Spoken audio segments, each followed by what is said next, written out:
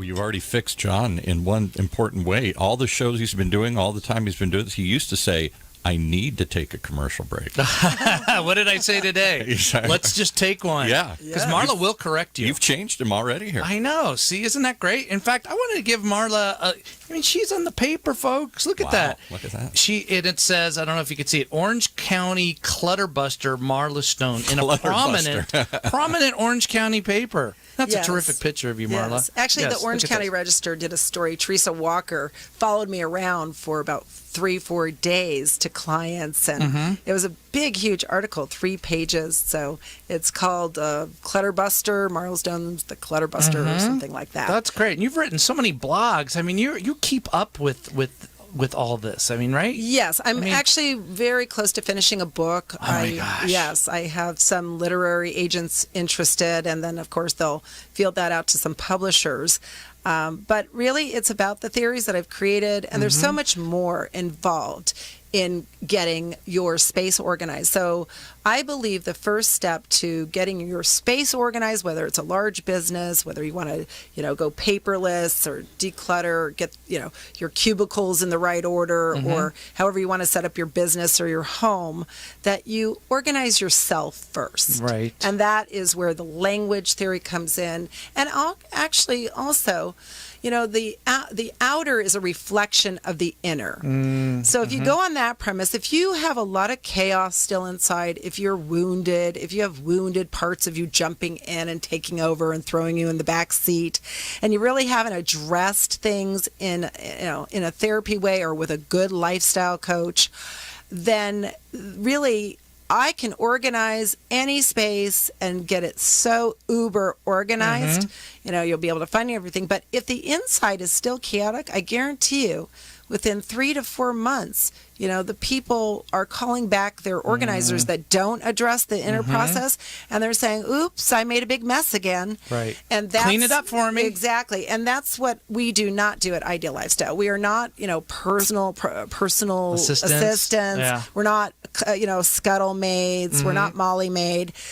We are here to give the client a long-term system, clear them out of whatever's perpetuating this behavior to make sure it doesn't happen again. Wow. And that's what separates you from the rest, because a lot of these other organizations, they don't have their master's degree, Paul, and they don't have the knowledge that Marla has, right? Right? I believe that it is so important to address the inner person first. Yes. So when I go to interview a CEO at a large, company, because you do workshops, right? I mean, that's do important. workshops, That's important. and I do seminars, and I do training programs. You increase productivity. Threefold.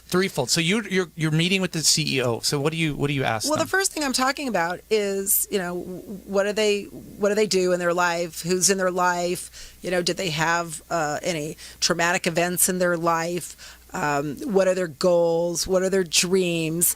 There's some techniques that I use that are highly specialized that I developed to really help understand what is inside a person that's blocking them emotionally from going forward with their life goals.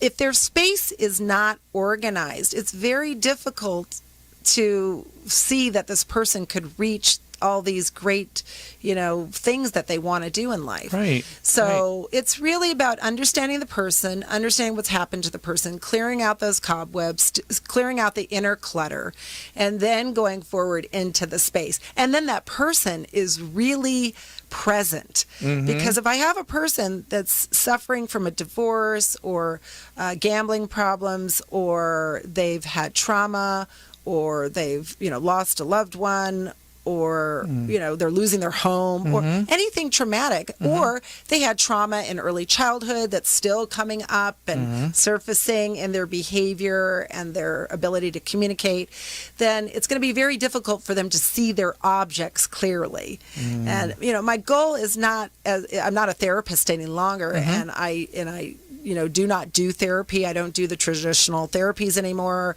Gestalt or cognitive behavioral restructuring. So I've created really what I consider more spiritual or metaphysical techniques that actually help clear a person out, There's tapping that I'll do with people, just really extraordinary things. Effective. Very effective, very healing. So the person is really healed long-term quickly so we can get to their stuff. Because most people, when they're calling me, they've just had enough of their stuff. Yes. So if you have a major corporation, you start with the CEO. You got to start with the top, right? I do. And then go down. I do. I can work with, the management team or, even, division managers and work with them if they're the ones that really, truly are the ones that are responsible for keeping the space clear. Right. That's the person. But really, a lot of times these people are telling me that it is the CEO who's causing the over collecting and the over purchasing and the over accumulation. And so I'll tell them, look, I'll work with you, we'll get it all organized, but unless you teach your upper management or the head of the business the theories that go behind staying organized, then I will not guarantee that this won't get recluttered. Right. And they love you in the end because you increase productivity and sounds like you save costs too because they're not doing repetitive things, right? Exactly. Your friends won't necessarily tell you that you have too much clutter, or if they do, they will not be helpful in helping you declutter. Right. But I do tell people, I've been known to go into a home or a business and say, oh, this looks like a dorm room, college dorm room. How's that working for you? And it's not. People want to live in an aesthetic place. They want to be able to have access to their things, find the things they want to use, and they want things beautiful. Sure. And what I've interviewed Marla last night about, there's shows called Hoarders, and these people are using it so like it's okay. Tell me about that. She said, John, you don't call them hoarders, right? No, I learned early on as a young social worker that, we don't call people schizophrenics or bipolars or even diabetics or, we don't walk around if somebody says they have heart disease, you're a heart disease. So it's not appropriate. It's a term actually for animals. Really? Yes. Hoarding, came from the word hamstern, which is a German word. And really it's what animals do to survive. Yes. And they'll go and collect whatever to make their nests and barricades from the elements and from predators. And so when they applied the term hoarders and hoarding to humans, it was really, truly disturbing for me. Sure. And, for many years, it was not covered as a serious challenge. So most therapists were putting it under OCD, obsessive compulsive disorder, and then they would put hoarding type. Well, that has changed. It's now in the Diagnostical and Statistical Manual, what we call the DSM. But it's still not considered a parity diagnosis, so insurance wouldn't have to cover it, which I also find, really disturbing. Right. And so, if you're listening to this and you have somebody that you love that has an over-accumulating, over-collecting challenge, which is what I call it, they have churning behaviors where they keep turning it around and moving it, and it's growing in size, and they're not able to walk freely through their space, then please call your congressman and make sure that you get this to be a parity diagnosis like schizophrenia, bipolar disorder, major depression, PTSD, panic disorder, because it is serious and there's nothing these people can do about it. It's in their brain. Right. It's part of their brain. And across all socioeconomic levels, right? Oh, I've helped people in Newport Ethnicities. Coast in 10,000 square foot homes. I've helped people of all nationalities, all backgrounds, all socioeconomic statuses, and it's across the board in every country, every place. Australia has it going on. China has it going everywhere. It's everywhere. But this is what I love about your approach. You said your goal is categorizing stuff, not throwing it away. Yes, that's powerful.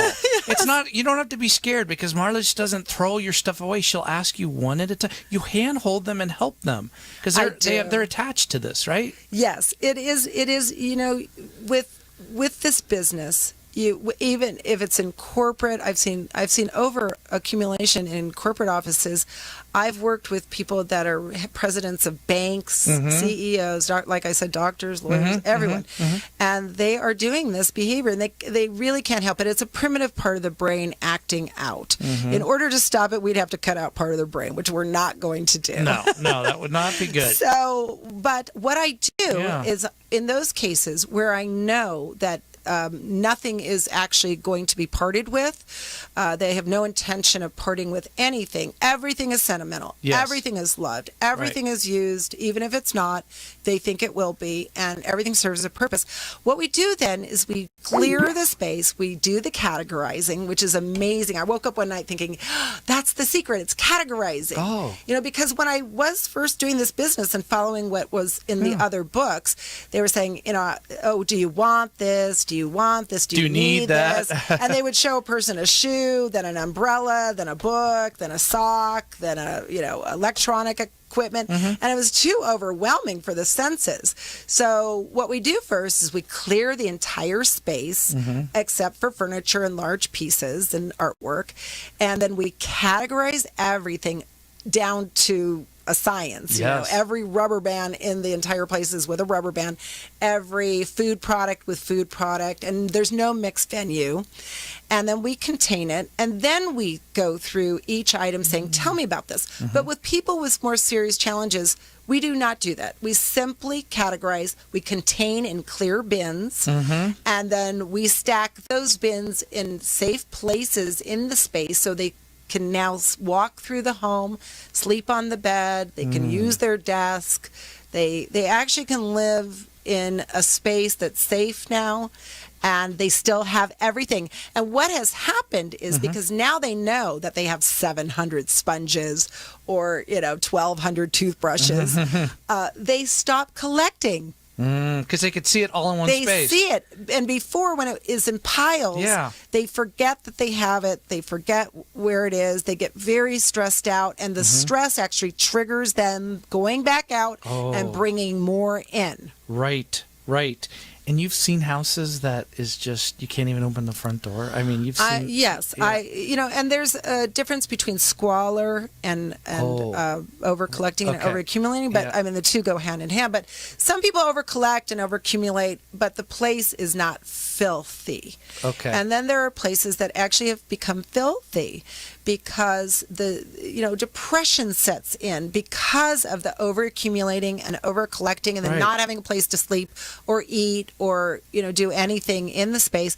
Depression sets in, and then nobody is motivated to clean. And so if it goes on long enough, we have what's called squalor. Wow. And people find like dead animals. You ever find a dead animal? Oh, no. Okay. I some droppings and things like that. But, it sounds disgusting, but when you have enough compassion for human beings and their behaviors, and you're non-judgmental, then really all it is, and when they're asking for help, or even if they're not asking for help, but they're desperate because they're being asked to move or to leave their home, then you want to drop your judgment immediately and stop shaming people about how they live and figure out either how to do it the way I do it, which is working, without shaming and judgment, or get some help for them if it's a loved one or if it's yourself that is doing this. There are people that know how to do it properly.